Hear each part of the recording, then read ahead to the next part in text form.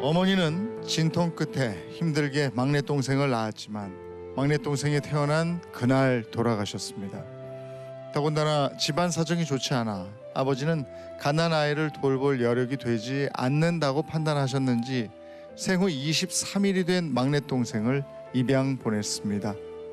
항상 동생이 보고 싶고 찾고 싶었지만 저희 오남매는 사는 게 바쁘다는 이유로 동생을 찾을 여유가 없었습니다. 그러다 제가 다시 고향으로 돌아오면서 본격적으로 막내 동생을 찾기 시작했습니다. 그러던 중 막내 동생이 죽었다는 소식을 듣게 됐습니다.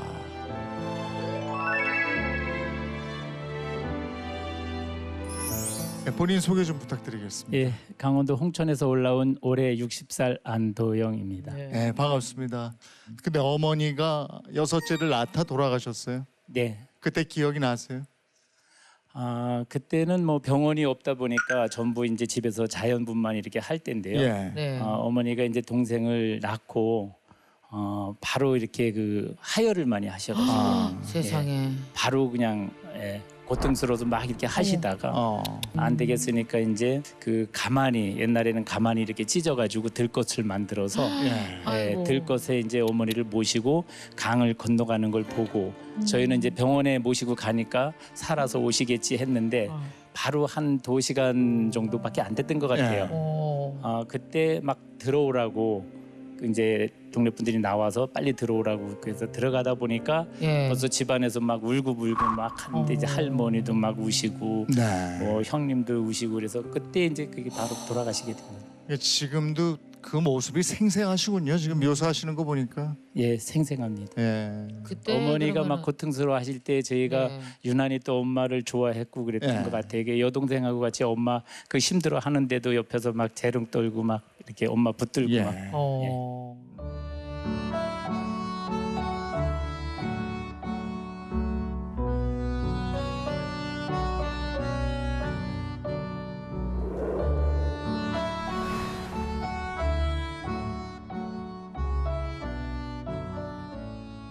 그럼 그 아이는 어떻게 돌봤어요?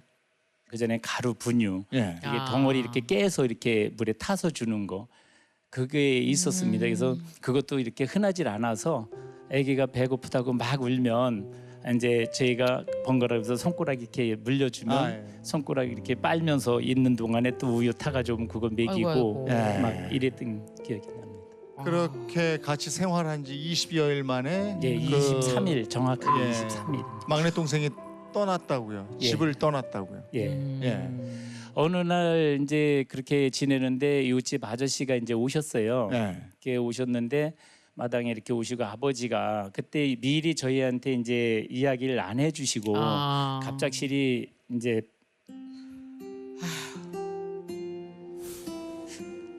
그 이제 동생을 방에서 이렇게 이제 그 하얀 보재기에다 싸서 이렇게 아이고. 데리고 나와요. 나오더니 막 이제 떠시면서 우시면서 이제 넘겨주신 거예요.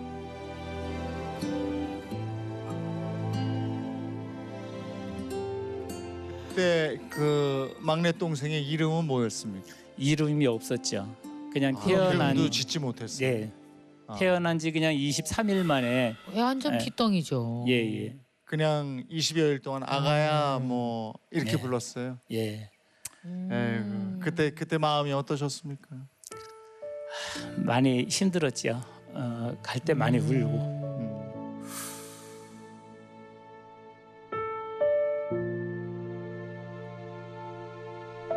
또 엄마가 걔 낳고 이제 돌아가시고 그러다 보니까 엄마 생각하면 동생 생각이 더 많이 나고. 그렇죠, 그렇죠. 그럼 그래도 대략적으로 어떤 집안으로 갔는지는 알고 지내신 거 아닌가요? 그때 당시에 저희가 알고 있기로는 그 네. 춘천의 곽씨 집안이라는 이제 의사 집안으로 갔다고 예. 그렇게 이제 어렴풋하게 알고 음. 있었어요.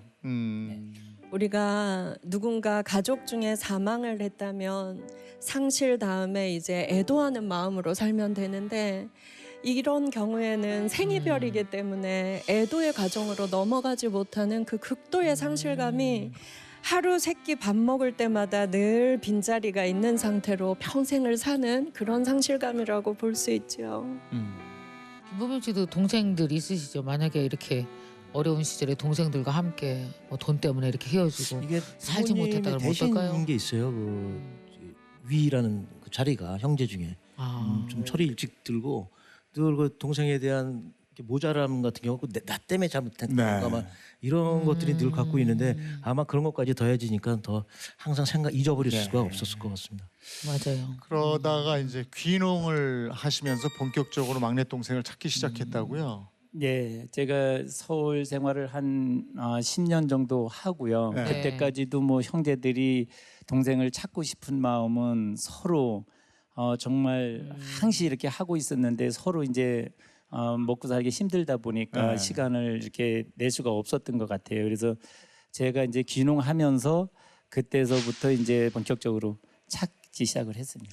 그러면 이제 막 그때 홍천으로 가셨을 때가 나이가 연세가 어느 정도 됐을 때세요? 제가 그때가? 32살, 1살, 2살, 예, 그때 아, 예. 네. 그러면은 시간이 꽤 흘러서 찾기 되게 힘들었을 텐데 어디서부터 시작하셨어요? 동생 찾는 거를. 안 찾아보니까 없는 것 같습니다. 뭐 경찰서, 무슨 군청, 또 의회 계속 찾아다니다가 이제 그 매부라는 분 처음에 이제 그 동생을 아저씨가 안 하다가 건네준 그분한테 가서 계속 졸랐어요. 네. 동생 있는 데를 좀 알려달라. 소식을 좀 어떻게 알 수 없는 방법이 없냐. 그리고 계속 찾아가니까 미리 좀 알려줬어야 되는데 너무 좀 이렇게 얘기하기가 좀 그래서 얘기를 못 해줬노라. 동생이 21살 때 죽었다.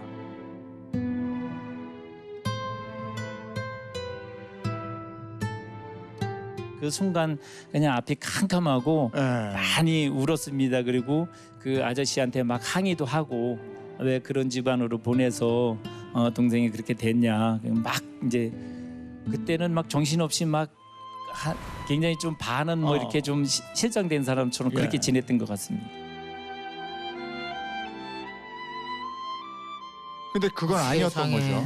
예, 그래서 아무래도 동생이 죽었다는 게 믿겨지질 않고 네. 네. 그래서 처음에 동생이 이제 가게 됐던 미용실 아줌마가 있는 그 두천면이라는 데가 거기 가서도 사방 노인회장님들, 이장님들 뭐 또 유지분들 만날 때마다 물어보셨군요. 제가 예 이러이러한 사연이 있다고 이야기를 계속 하고 다녔죠. 네. 네. 그러다가 이제 그 막내 아들이 거기 춘천에서 또 주유소에서 일을 하고 있더라고요. 네. 그래서 그 막내 아들 또 연락처를 알려줘서 전화를 이제 했습니다. 이제 그 전화를 하면서 나 홍천에 사는 누구인데 지금 가면 만나 뵐 수 있냐 직감을 했던 것 같습니다. 네. 이제 그렇구나. 오라고 예, 만나 주겠다고 그래서 이제 아. 찾아가게 됐습니다. 네. 그래서 동생은 만나셨어요? 이제 이야기를 하다 보니까 바로 이제 거기에서 그 자리에서 절 네. 보고 이제 핸드폰을 달라 그러더라고요. 어. 미국의 동생한테 제 친동생한테 전화를 연결을 해주겠다고. 미국에 가 미국에- 있었어요? 예, 동생이 이제 미국에 이민을 가 있더라고요. 어. 아, 이미. 예. 그래서 이제 제 전화를 달라 그러더니 이제 전화를 해주면서 친형이라고 하지 말고 자기 친구라고 형 네. 친구라고 목소리나 한번 들어보라고 그게 이제 전화 연결을 시켜줬어요. 세상에. 예. 그럼 그 자리에서 바로 동생하고 통화를 하신 거네요. 통화를 이제 형이라 소리도 못 친형이라 소리도 못 예. 하고요. 예. 그냥 뭐 42년 만에 듣는 목소리니까요. 네. 그냥 목이 메어서 얘기도 몇 마디 못 하고 그냥 원진이냐 그냥 형 친구인데 네가 내 얼굴 기억할지 모르겠다. 나중에 네. 오면 한번 보자 하고 그냥 얼른 끊었습니다. 아니 그러면은 그 어렸을 때 헤어져서 형은 52살, 예. 동생은 42살에 처음으로 통화를 하신 거 아니에요? 아휴 그때 어떠셨어요? 안 우셨어요? 많이 울었죠. 나 끊고. 울었을 것 같아요. 많이 끊고 또 이제 아유. 집에 오면서도 도로 옆에다 이제 차 세워놓고 많이 울었죠. 세상에. 이게 이제 울고 집에를 왔는데 제가 핸드폰 보니까 그 미국 전화번호가 찍혀 있는 거예요. 그렇지. 그래서 제가 전화를 했습니다. 어. 그 전화로 다시 전화를 해서 아까 내가 전화했던 누구인데 원진아 내가 바로 네 친형 되는 누구다. 예.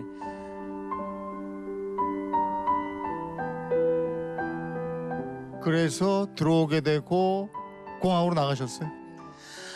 그 많은 사람 나오는데 딱 보니까 예. 동생 뭐 금방 그냥 알겠더라고요. 손을 번쩍 들더라고요. 그래요? 예, 내 그냥, 동생이다 싶어요. 딱 보는데.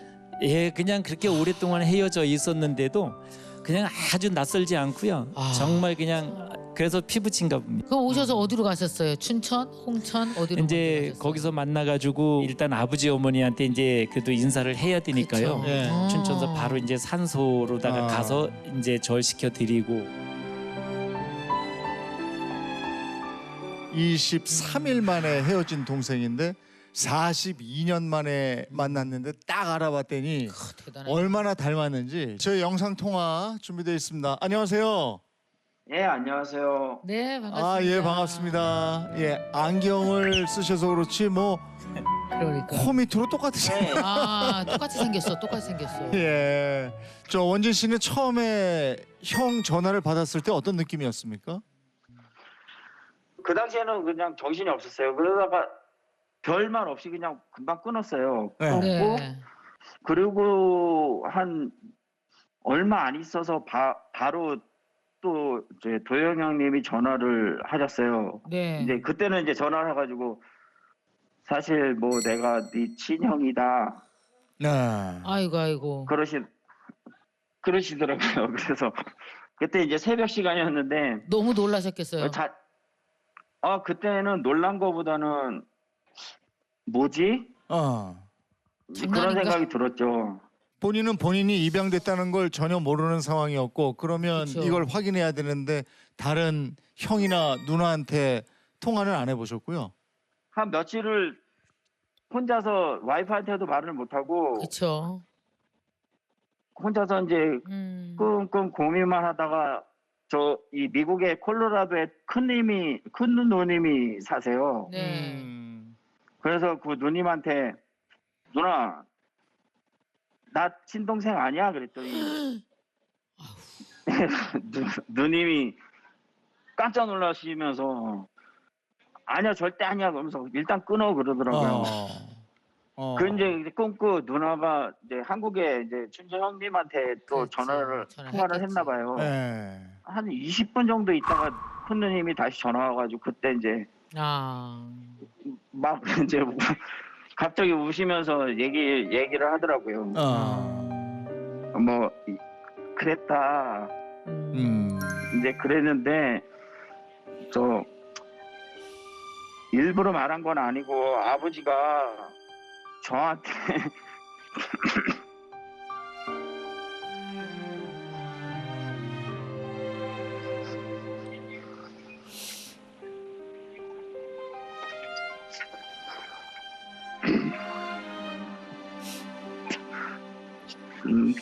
저한테 절대 말하지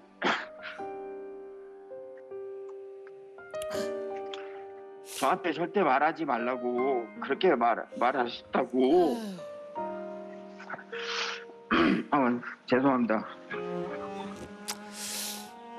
얼마나 놀랬겠어요. 사실은 전혀 모르고 있는 상황에서 그게 확인이 된 순간이니까. 그렇죠.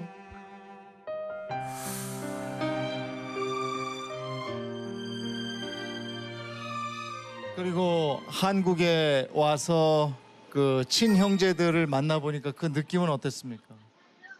이렇게 입국장 이렇게 문이 딱 열리는데 앞에 이렇게 형님하고 형수님이 이렇게 서 계셨는데 그냥 느낌적으로 저분인가 그냥 그렇게 생각을 하고 나가는데 맞더라고요.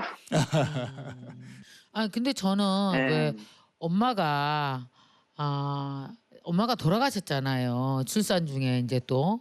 그래서 어머니 산소에 네, 가셨잖아요. 그때 엄마 묘지 앞에서 마음이 어떠셨어요? 엄마 그래도 돌아가셨지만 처음 뵌 자리였을 텐데. 마음은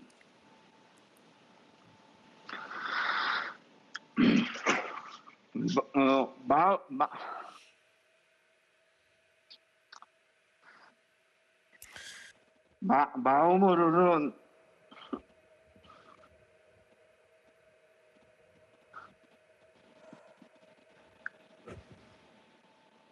어머니 산수다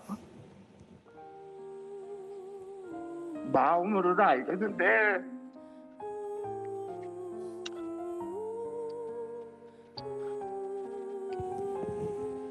이렇게 행동으로는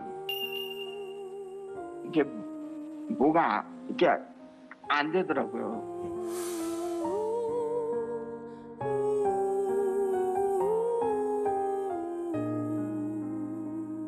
지금 오랜만에 영상 통화하셨는데 동생이 저희도 보기에 막 뭉클해요. 동생한테 한 말씀 해주세요. 그래요, 원진아. 네.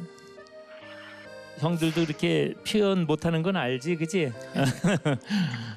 항상 나도 늘 그냥 언젠가는 그냥 함께 같이 있었음 하는, 지낼 수 있었으면, 그런 날이 왔으면 하는 게 정말 솔직한 이 형 심정이고, 여러 가지 늘 네 생각만 하면 마음이 좀 나도 찹찹하다. 큰 힘이 돼서 이렇게 좀 대줘야 되는데 늘 그렇지 못해서 더 많이 속상하고, 그 힘내. 언젠가 그래도 좋은 날이 있겠지, 그지? 그래. 너무 힘들어하지 말고 그래. 원진 씨도 이곳에 있는 형제분들께 한 말씀 하시죠.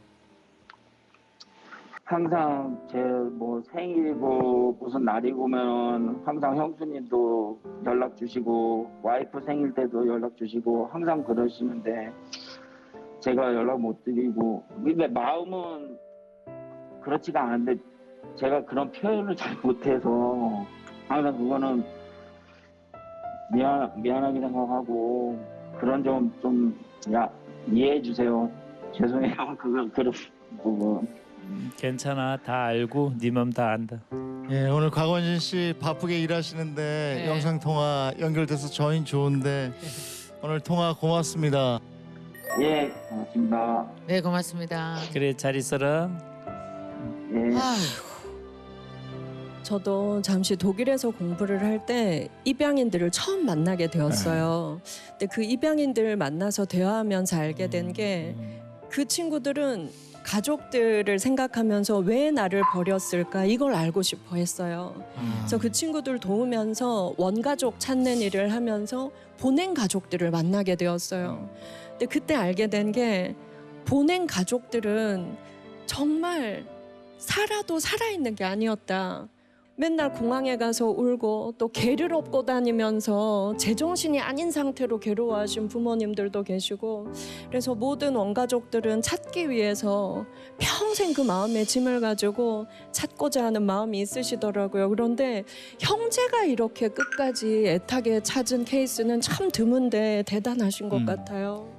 동생 마음도 알 것 같고, 네. 형님 마음도 알 것 같고.